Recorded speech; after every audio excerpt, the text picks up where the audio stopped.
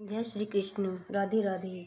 कार्तिक मास महात्म्य में कथा सुनने वाले सभी भक्तों को आज की कथा में हार्दिक स्वागत है। भगवान श्री कृष्ण और राधा रानी की कृपा आप पर बनी रहे, आपके परिवार पर सदा बनी रहे।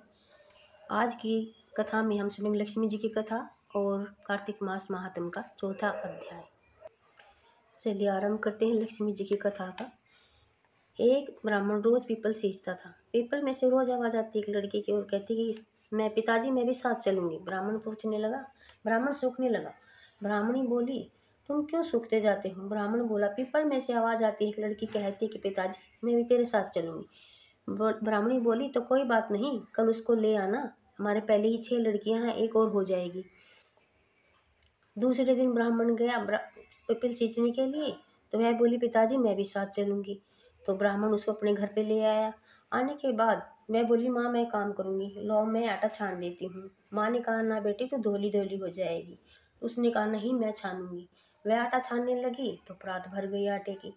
फिर माँ खाना बनाने लगी तो बोली, माँ मैं खाना बनाऊंगी। माँ बोली, ना बेटी तेरी तो उंगली जल जाएगी। वह नहीं मानी, बोली नहीं मैं खाना बनाऊंगी। वह रसोई में खाना बनाने के लिए गई। 36 प्रकार के भोग तैयार हो गए। सब ने पेट भरकर खाना खाया, कोई भूखा ना रहा। तभी ब्राह्मणी का भाई आया, बोला मैं तो खाना खाऊंगा। ब्राह्मणी को चिंता हुई कि अब भाई को खाना कहाँ से दूं। तब उसने रसोई में जाकर देखा तो 36 प्रकार के भोग लगे हुए हैं। भाई ने खाना खाया, बोला ऐसा खाना तो मैंने कभी भी नहीं खाया। भाई खाना खाकर चले गया। तब लड़की बोली कि मैया तू कोठे में दीपक जला दे और चौका लगा दे, मैं रात को कोठे में ही सोऊंगी।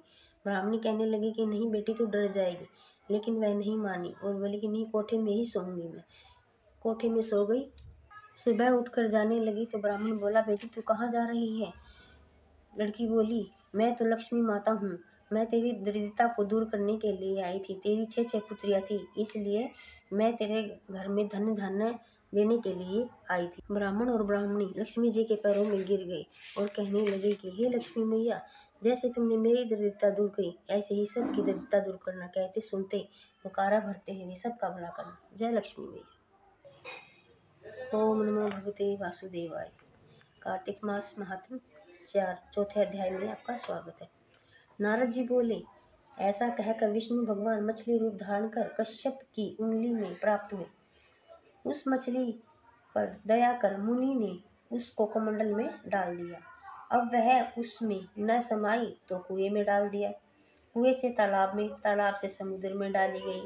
तब मत्स्य रूपधारी भगवान शंकासुर को मारते हुए अपने हाथ में दबाकर चंद्रीवन को गए और वहां सब ऋषियों को बुलाकर भगवान से बोले कि मैं जल के भीतर वेद निगम हो गए, तुम उन्हें ढूंढो और शीघ्रता पूर्वक जल से निकाल कर रहस्य समेत ले आओ।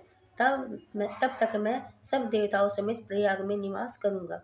नारद जी बोले, तब तपोबली उन मुनियों से ने बीज और यज्ञ मंत्रों सहित वेदों का उद्धार किया। उन ऋषियों में से जिसने जो निकाला गया वह भागकर ऋषि के नाम से प्रसिद्ध हुआ। पीछे सब मुनि मिलकर प्रयाग को गए और प्राप्त हुए वेदों ब्रह्मा विष्णु सहित भगवान शंकर को विष्णु को अर्पण कर दिए। संपूर्ण वेदों को पाकर ब्रह्मा जी प्रसन्न हुए। देव और ऋषियों समेत अश्वमेघ यज्ञ किया। यज्ञ के अंत में देवता गंधर्व पृथ्वी पर दंडवत कर प्रार्थना करने लगे। देवता बोले, हे देवादिदेव, हमारी विपत्ति श्रवण करो, यह हमारी प्रसन्नता का स्थान है, इसे तुम वरदान दो। हे रमापते, हे ब्रह्मा जी, इस स्थान पर नष्ट हुए वेद फिर आए हैं, हमने यज्ञ से प्राप्त किए हैं। इससे आप प्रसाद से यह पृथ्वी से अत्यंत श्रेष्ठ हो गए, पुण्य देने वाला है। और यह महीना भी ब्रह्मा हत्या आदि को दूर कर अक्षत फल देने वाला है। श्री ब्रह्मा विष्णु बोले, हे देवताओं, जो बात तुमने कही है यही मुझे भी अभिष्ट है, सो ऐसा ही हो। यह ब्रह्मक्षेम नाम से सबको सुलभ होगा। सूर्यवंशी राजा भागीरथ जहाँ गंगा जी को लावेंगे, इस जगह पर सूर्य के पुत्र यमुना जी का संगम होगा। जो पुरुष अपने पितृश्रों को श्राद्ध करेगा, उनके पितृगण मेरे स्वरूप को धारण करेंगे। मकर संक्रांति माघ मास में प्रातःकाल स्नान करने से उनके दर्शन मात्र से ही संपूर्ण पापों का पाप नष्ट हो जाएंगे। ऐसा सूर्य से अंधेरे को ना जैसे सूर्य से अंधेरे का नाश होता है, और उनको मैं सालोक्य, सामीप्य और सारूप, इन